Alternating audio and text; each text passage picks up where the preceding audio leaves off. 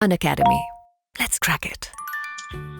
Well, here we have it. We have Mr. Anand Mahindra, who is going to be joining us this afternoon. It is a great pleasure, a real wonderful pleasure to welcome to my show one of the legends, one of the business legends, a global leader in business, a wonderful man, and an innovator. And I really look forward to speaking to him about making sure that we understand where we go post-COVID from the business sense, and then also about his younger years. What an absolute pleasure to have you on the show. It's called Legend. And you certainly are a legend, and we're looking to understand from you how we can potentially shape tomorrow's future for India. But we were saying business is busy. Business is a busy time, and resting and just reflecting is not a bad thing. No, it isn't. I know it sounds a little overindulgent to say that this gives a chance for reflection and that we can look for silver linings. We have to be aware that in a country like India, that there are a number of people who are underprivileged and who are very hard hit by this pandemic. So we should never lose sight of that, Kevin. Yeah. At the same time, those of us who are more privileged, should I say, yes, we certainly should have some gratitude for the time that we're getting for reflection. That I certainly think we ought to be grateful for. We're here to talk to you. We're here to talk to you about your childhood, your family, your education, the choices, the passion. And I know that you don't give many interviews. You're not really into the interview space now. You have been there, seen it, done it, wore every single T-shirt. But where did it all start? Your childhood. Can you take us back to your childhood? Something that you've not really spoken a lot about. Well, you know, one of the reasons I agreed to do this, quite apart from the fact that it'd be a pleasure to talk to you, is because the audience that is hearing and watching this are young people, and I rarely get a chance to talk to such a focused audience. So yes, I would like to spend some time talking about my childhood, my school, my college. I think psychiatrists tell us that if we really want to understand ourselves, we have to go back and understand our childhood. Yep. In a sense, you're the psychiatrist for today, Kevin. You're my shrink for today. I just chuck all the questions are at you. They're right there. You can go. We've only got 45 minutes. I know. So you want to start off with any particular question? It's a question that I ask all sportsmen. I had a mentor myself. You need somebody who knows you when you're at your best, so that you can always reference them or go to them, I feel, when you're not at your best, to say, hey, what am I doing here? Am I doing something wrong? How do I get to you? See me when I'm good. Did you ever have that mentor? Did you have somebody at school? Did you have your siblings at school with you when it was tough? Were you able to go to them? No, my younger sister was too young. My elder one went to a boarding school right nearby, but she was 3 years older, and there was very little contact. As I said, we were almost in a cage. Yeah. I remember that there were two teachers in the school. One was the headmaster, and there was another English teacher. Both of them were English teachers. And English was one of my the subjects I was more interested in. And I would keep pushing back when they would try to teach, and rather than take me as some kind of rebel in the class. Sure. They enjoyed that. And I must say, going back to 1970, these were people, you know, it was like Tom Brown's school days. They would walk into class wearing their academic gowns. They would cane you if you were out of form. It was really like something out of a silly movie. And yet these two English teachers were the ones who really encouraged me to question, to learn more, and to ask more in my class. But then you went from India, you went from that school there, and you found your way to Harvard. Yes. Well, you know, it's an interesting story, Kevin. How did that happen? As I said, I finished my school graduating head of class, and in India at that time, if you did well in sciences, then automatically they would say the boy has to become an engineer. Because the humanities and the arts were seen as something that people who were not so bright indulged in. It was one of the, again, a little legacy of the British system. So I went to apply for the IITs in India, and they used to have coaching classes, so I went for the coaching classes. And as I told you, I'm glad I had the humility to recognize that just because I graduated head of class doesn't mean I was good in science. I'd been Sure. And I really wasn't that interesting. I was more interested in it. I was more right-brained. So I gave up the IIT. I tried another college for 2 weeks, didn't work. And then I went and joined an architecture college in Mumbai called the Sir J.J. College of Architecture. I was reading Ayn Rand. I'm not sure you're familiar with the writer. She wrote a famous book called The Fountainhead about architects, about their fierce individualism. Right. So I didn't know how to tell my parents that, look, at 15 or 16, how the hell am I going to know what I need to do with my life? I need to experiment. And I didn't want to get locked into a 5-year engineering program. Yeah. So I was struggling to look around what to do. Now I joined this architectural college, and as fate would have it, the college went on strike for 9 months. And strike for a good cause, because we were striking to get accredited by the University of Mumbai.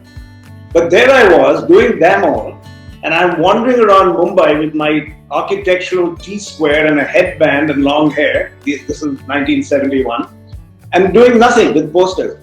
Now one day, it was so hot out there while we were walking, I just was looking for a cool place, and I walked into the United States Educational Foundation of India office, which had air conditioning. So I was looking just for a place with air conditioning.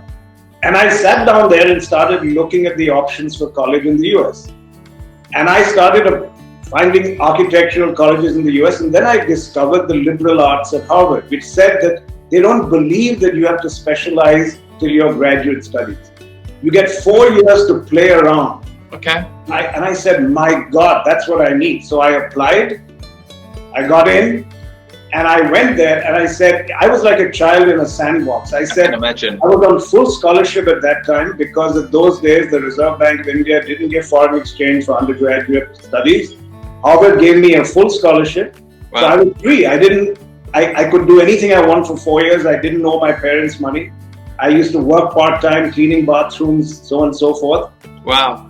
And then I majored in film.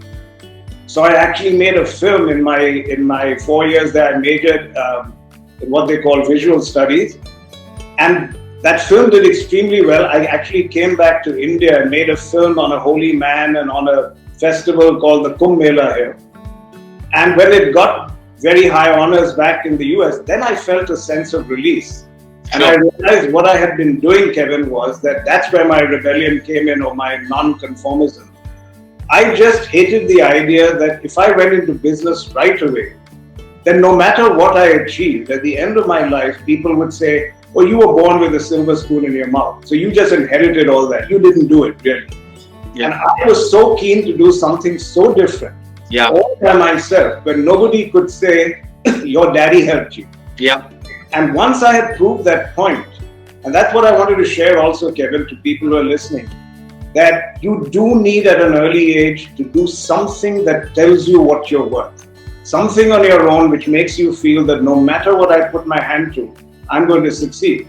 Yeah. I'm 65 now, Kevin, but even to this day, I will tell you that the real source of my confidence comes not from my track record in business.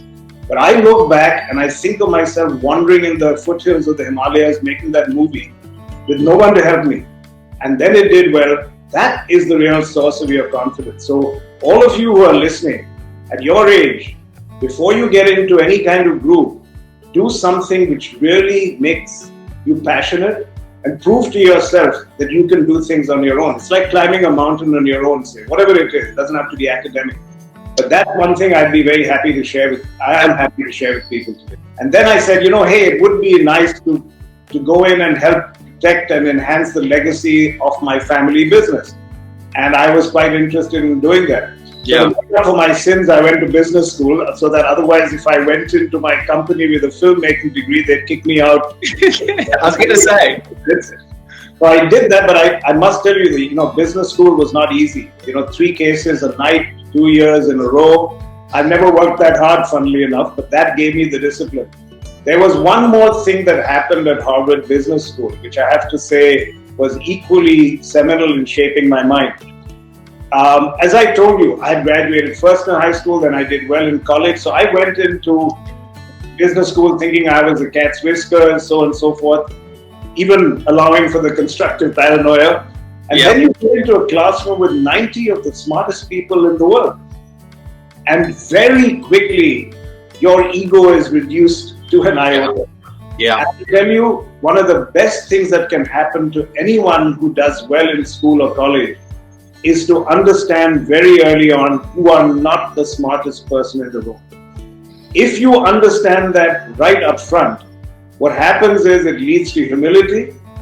Humility leads to curiosity, because if you're not humble, you're never going to be curious about other people. The two are interlinked.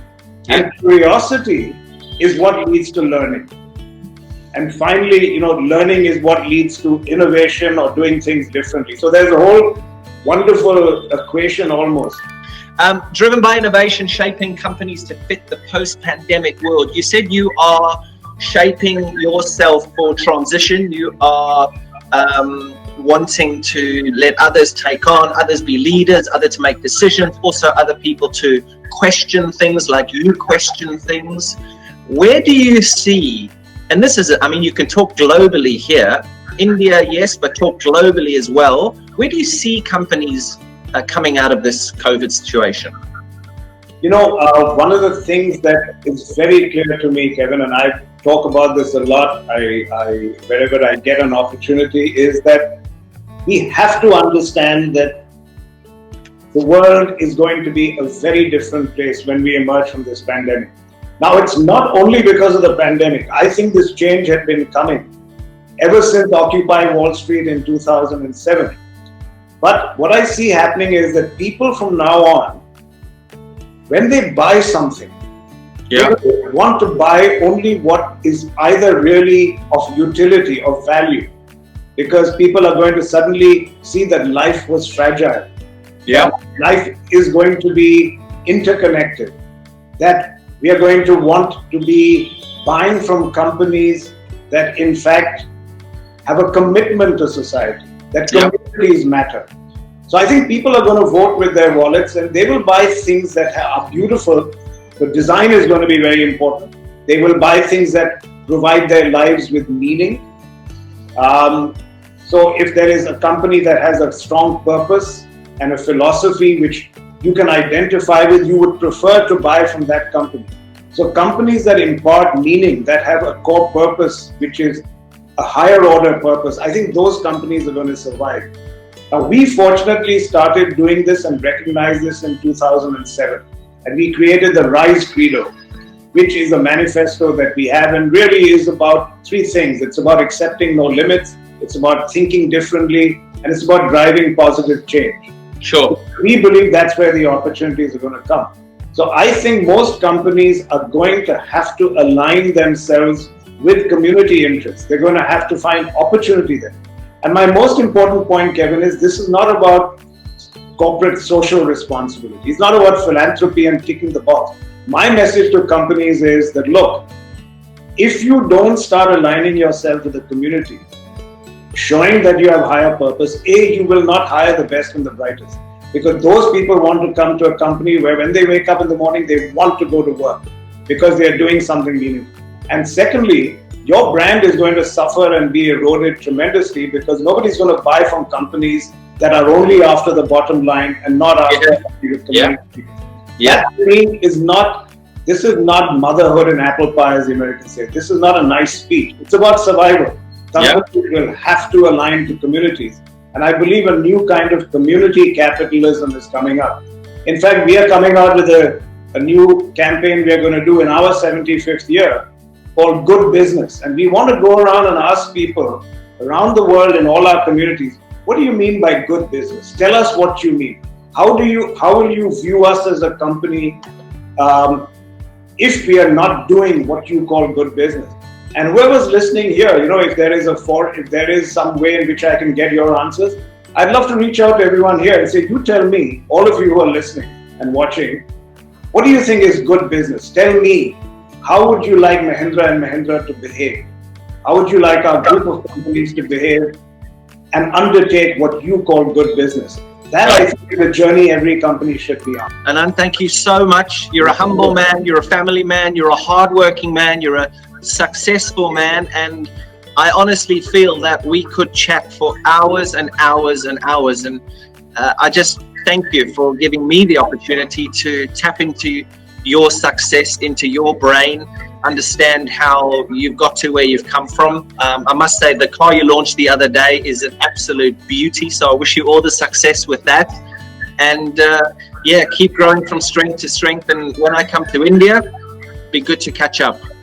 Thank you, Kevin, and thank you for all the good work you do, especially for conservation and for your love for India. I'm very grateful. Thank you. I'd love you to watch my documentary next week. I'll give you a heads up. But as I'm going to be saying in all the press and the media leading up, it's my greatest gift back to India because of everything that India has given me. So we'll be showing off India to be the beautiful, magnificent place that it is, and everything that it's given me. Thank you. That's a wonderful note of mutual admiration to end on. Thanks, Anand. Thank you, guys. Thank you for watching.